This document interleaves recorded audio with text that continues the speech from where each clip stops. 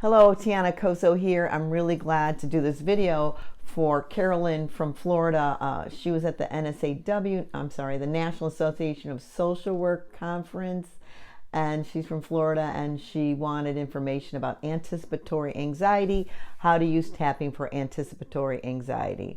So what happens is, what does tapping do? It helps you calm down so you can think clearly.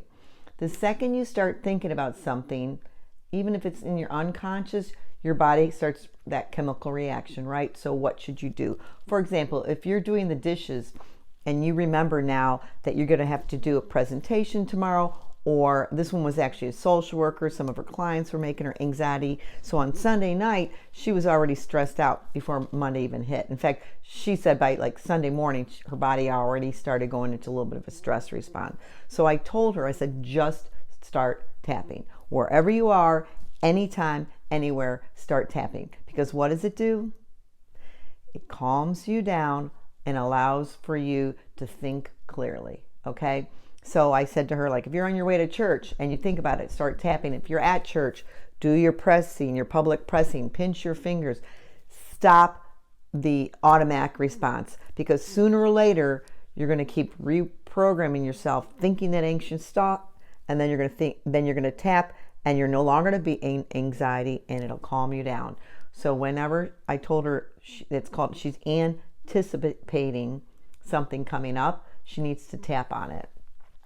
If she wanted to take some time and really figure out why it's bothering her, then I have a document called Label It, Feel It, Dump It. It's simple tapping, and if she took this document and walked through it, she could probably figure out why this person triggered her in the first place. I was working with was she a counselor, social worker? I can't recall. I was teaching at a university, and the professor said that whenever she's also a counselor, she said whenever this one student would come in the room, a child in her counseling office, the child would throw herself on the floor and get all out of control. And this professor said that she would just get so, just thought of this girl coming got her all anxious. And I said to her, why is that? And she said, I don't know. It just triggers something in me. So what she was working on was calming herself down, knowing that she had this appointment coming up in the afternoon.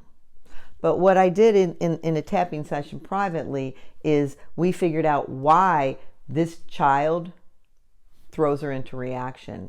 And what she realizes is, growing up, it didn't feel safe to have things out of control like this child was throwing herself around. So this child throwing themselves on the ground really triggered something in this professor, who was also a counselor, and it triggered that out of control feeling. And she didn't like things out of control, because in her childhood everything was out of control. So she had to be on guard to keep everything under control so mom and dad wouldn't lose it. Okay? That's a lot of stress on a child. She's programmed like that. This child is triggering that in her. So we went back and tapped on her childhood trauma, which was just living with the alcoholic parents, that there was a lot of chaos and she had to keep all the siblings in line. And this child acting out on the floor was triggering the thought of going back with her parents. And here she is, probably 50 years old. So two things is, she was tapping before the client arrived. She press tap during the session with the child, and then when the child left, she would also tap on the anxiety of what she felt and how she felt, what's wrong with me that I can't get this together, I'm a professional, I should do this. That voice that was putting her down, that's what she tapped on. But really, eventually she worked on the big problem, which was, why does this child trigger me? I mean, there's all sorts of scary people coming in and out of my office. Why this one? And what she realized is, it was the whole feeling that she felt that this child's out of control. And that's the feeling she couldn't feel as a child, because it was terrifying. So she was able to go back and tap on the trauma. And once she did that, she never had to tap on this child again. I mean, physically on this child, I mean on herself, because of that session with the child.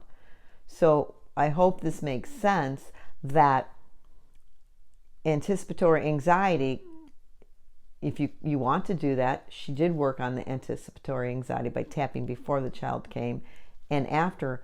But if she got to the root problem, she didn't have the anxiety about it anymore. So put the Band-Aid on it. Tap about the anxiety. I'm so stressed out. This client's coming in here. They drive me crazy. I feel so. What do you feel? Repeat what you feel when that client comes in. And then write that down. And that's what you're going to take and tap by yourself in your bedroom. I always say your bedroom, to work through that so that you aren't presented with this problem anymore.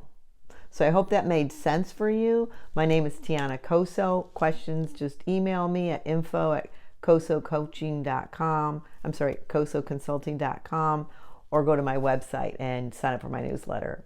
I miss all of my social workers, counselors, teachers. I'm looking forward to get back out there with this new year. So thank you so much.